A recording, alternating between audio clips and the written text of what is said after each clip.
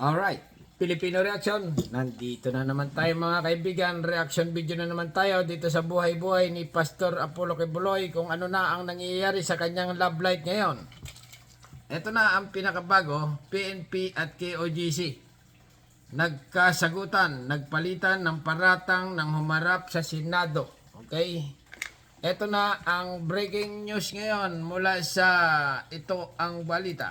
Humarap si Police Regional Office Davao Director Brigadier General Nicolas Torre III at mga kinatawan ng Kingdom of Jesus Christ sa joint hearing ng Senate Committees on Justice and Human Rights at Public Order and Dangerous Drugs sa Davao City noong Biyernes. Sa pagdinig, nagpalitan ng paratang ang dalawang panig, hindi sa paglusog ng mga pulis noong madaling araw ng August 24 at ilang araw ng pananatili ng mga ito sa compound sa Buhangin. Kabila sa mga naungkat ay ang pagbibitbit ng armas ng mga pulis na taliwas sa mga naunang payag na walang baril ang mga sumama sa operasyon. Na-question rin ang paggamit ng LRAD o Long Range Acoustic Device ng mga pulis sa oras ng prayer service ng KOJC. Ngunit giit ni General Torre, wala naman naman silang natanggap na request mula sa KOJC na huwag gamitin ng maingay na device. Ganon. We have so many videotapes and videos, Your Honor, that would prove actual footages that would prove that in times of worship and prayer, Your Honor, somebody would put on the ILRAD, Your Honor. We are not aware of the schedule of their prayers, of their activities inside because the LRAD is outside. Itinanggi naman ni Torre ang akusasyon ng KOJC na gumamit sila ng tear gas nang lumusob sa compound. Ganon. Sinabi rin itong nagsagawa sila ng surveillance bago pasukin ng KOJC compound kaya pinaghahandaan nila ang posibleng casualties. Up, komersyal. Sandali lang mga kaibigan. Bawal yata mag-inom eh. Tatago muna ako, okay?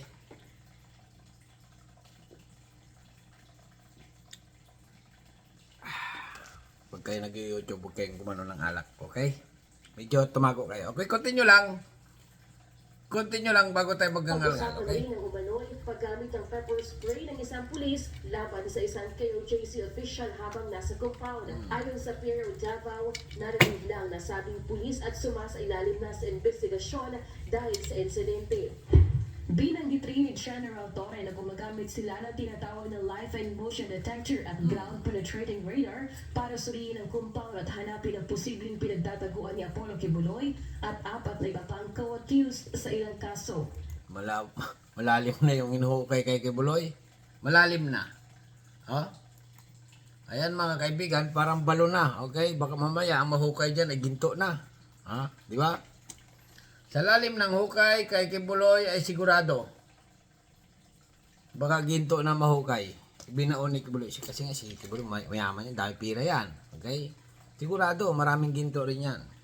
Pero dito lang tayo sa PNP at saka sa abogado. Dito mga kaibigan, kung mapapanood nyo ang hearing ng mga ito, ay talagang nagsupalpalan sila. Ha?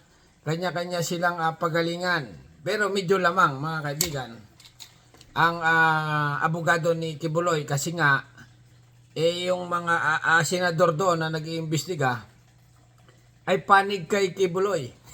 Kaya medyo itong mga PNP or si General Torre ay medyo nagisa, okay? Nagisa doon sa Senado at halos mangyak-ngyak nga mga kaibigan kung mapapanood nyo dahil nga yun na nga, nababati ko siya, okay, sa kanilang ginawa sa pag-aresto nila kay Quiboloy sa kanilang operation. Kasi nga, si Bato at si Senador Robin Robin Hood, ay talaga namang panig. Pansinin nyo na panig at gusto nila sigurong maipatigil na itong pag-aresto kay Quiboloy. Kaya naman itong si General doon, ay nagpapaliwanag ng todong-todo, okay, kung ano ang ginawa nila or may mga bagay-bagay pa na dapat gawin. Okay, continue lang mga kaibigan. Continue. Tagay para sa tagumpay. Nakadesenyo anya ito sa pag-detect ng buhay na tao sa ilalim ng lupa, particular na sa panahon ng emergency o sakuna, at galing ito sa Bureau of Fire Protection, Metropolitan Manila Development Authority at private company. Ganon. Ni General Torre, may inalalabas na impormasyon ng mga scanner. Kaya positibo silang nasa loob lang ng compound si Kibuloy. Ayan, nakita na nila yung kwarto. Yung kwarto ni Kibuloy, mga kaibigan, okay, na nakita na or napuntahan na ni General Torre. Marami ang nagsasabi na possible, okay? Yung kwarto ni Kibuloy na yun na nga ang ginawa niya, okay?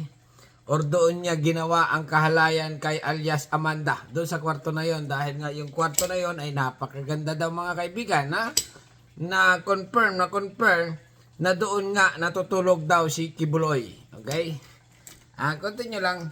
PNP at KOJC nagbalik bla bla bla. Okay, continue. Gayunman, nahihirapan Kagay, para sa silang tagumpay. gawin ang operasyon dahil bantay sarado ng KOJC members ang kanilang mga kilos. Ipinakita pa niya ang video kung paano kapkapan ng KOJC members ang kanilang mga tauhang babae bago payagang pumasok sa female quarters dahil umano Ay, siyempre naman. Normal lang yung kapkapan yung mga yan, kasi nga si Kibuloy ay may private army. Babae, lalaki, pare-parehas siyang pantay para parehas ang batas. Alam nga naman, lalaki lang ang kapkapan, pag babae, exempted.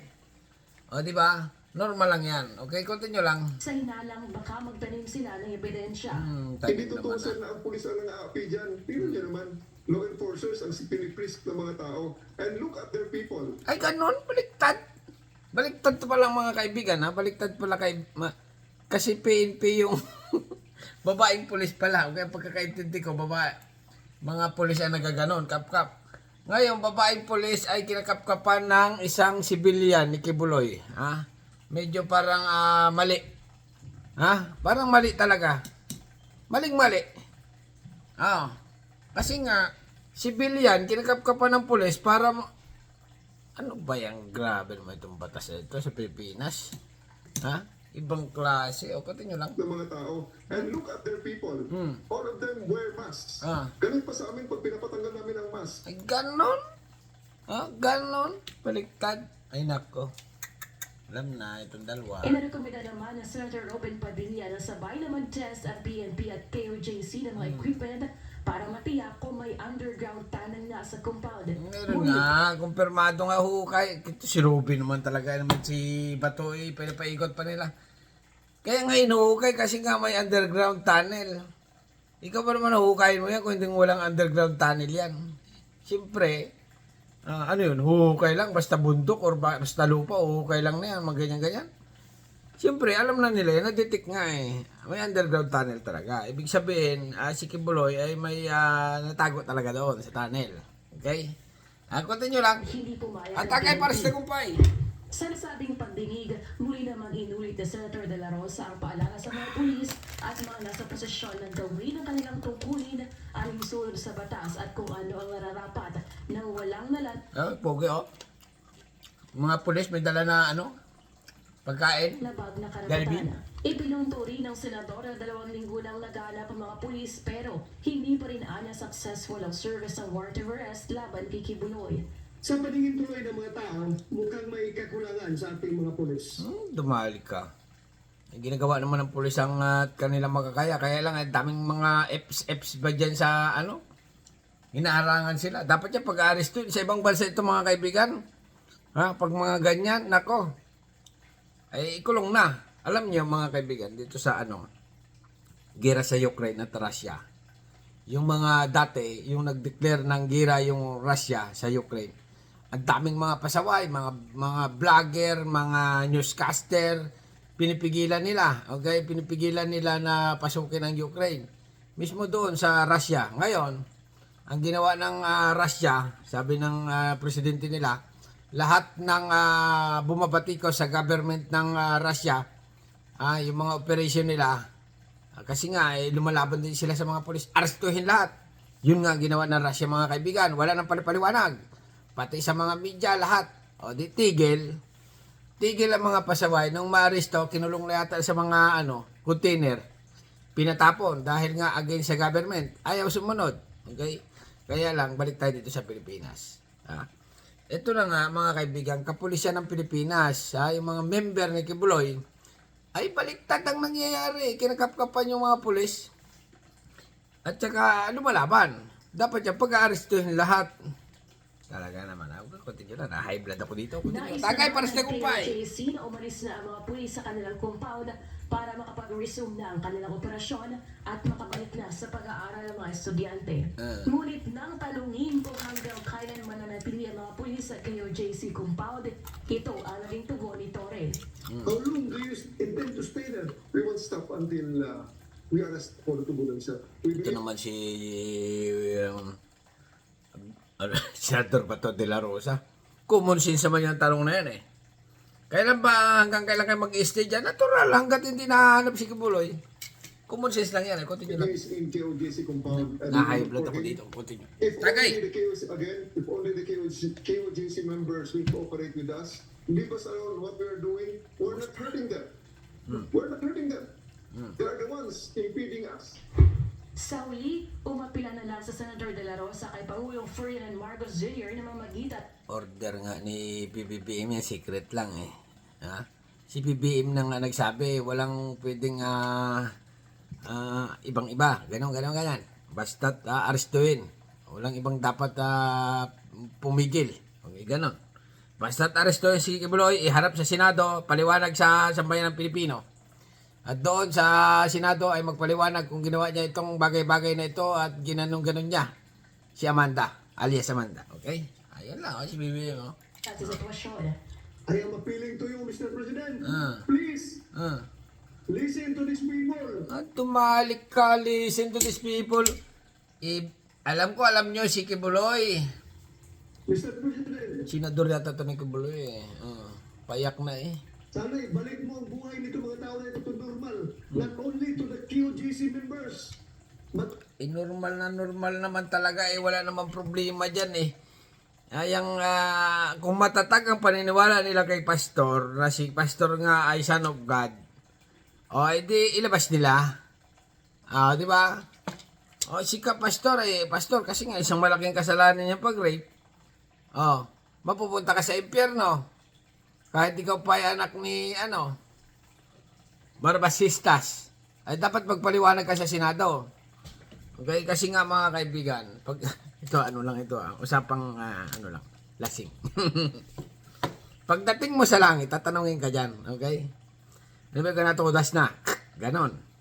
Pagdating sa langit, tatanungin ka ni San Pedro. Anak, Kibuloy, sino ka man. Okay? Anong ginawa mo sa lupa? Ako po ay, siyempre sasagot ka, ako po ay nag-iisang mabuting tao, ako po ay may mga bagay-bagay na tumulong sa aking kapwa. Ginawa ko po lahat ng inyong mga inuutos. Ngayon, babasahin ni yan. Okay, dito sa batas ng langit, ginawa mo lahat ng 10 utos, very good. Kaya lang, Pastor, yung sa batas ng tao, may kasalanan kayata doon. Paano yan? Di ba? Kailangan mo magpaliwanag doon. Pupunta ka sa Senado, babalik kita ng buhay. Okay? Balik ka sa Senado at magpaliwanag doon. Pagsisihan mong kasalanan mo doon. Okay? Ganon, ganyan. Medyo talagang mabait si San Pedro. Babalik ka pa niyan sa lupa. Buloy, babalik ka, magpaliwanag ka dyan. Okay? Kasi nga may kasalanan ka sa batas ng tao. Okay? Ang Diyos ay madaling magpatawad. Ibig ko sabihin. Ganon. Ay, kaputin nyo lang. also to your policemen. Galing pa ito sa ibang region na ilang araw na dito, walang matinong higaan, walang matinong kain, walang matinong tulog, walang matinong... Normal lang yan sa mga pulis, sa mga operation yan, lalong-lalo na sa mga sundalo. Minsan lang nga yan nangyayari. Biruin mo, ano mo ginagawa ng mga pulis sa ibang lugar. Papalaki lang dyan. Di ba? At least, natitrain sila dyan sa mga ganyan situation. Di ba? Ibig ko sabihin na naranasan ng mga pulis yung mga ganyang pangyayari. Normal lang yan. Okay? Lalo pa siguro kung magkagira, alangan nang bibihin mo yan. Di ba? Pag nagkagira, baka matulog ka sa ilalim ng tulay. Nang mag-isa ka lang. Siyempre, gira na nagkakatakbuhan na. Ano pa magawin mo pag gabi na? Tulog ka na rin siyempre. Di ba? Normal lang yan, general, na naranasan ng pulis ang mga ganyang bagay. Okay, continue lang. Ligo. Bagay. Ligo. Sige. I am appealing to you, Mr. President. Please act on this.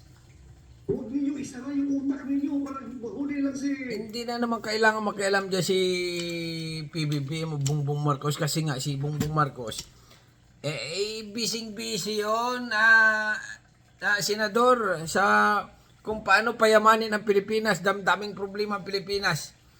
Andiyan na nga ay pinadala na nga yung mga kapulisan, general pang nag-ooperate. Ano ba ang gusto mo mangyari? Patigil. Ganun ang gusto yata ni Bato Ipatigil ang pag-aresto kay Kibuloy at hayaan na lang. Nga, hanggang lumipas ang matagal na panahon. Ganyan na. Ay, hindi naman pwede yun. Ngayon nga, dapat na mahuli kasi nga ang mga taong bayan ay nagtatanong. Nako, ang kutin nyo lang. Pastor Tibuloy, you're willing to sacrifice everything. Ay, nainis na ako sa iyo, Bato. Okay, makabuloy ka. Alright, hanggang dito na lang mga kaibigan. Ano masasabi nyo? Pero balik lang tayo. PNP at QGC nagpalitan ng bla bla bla bla. Okay, hanggang dito na lang. Subscribe my channel. Don't forget comment. Bye-bye. Kasi nga, alam na. Subscribe. Thank you. Bye-bye.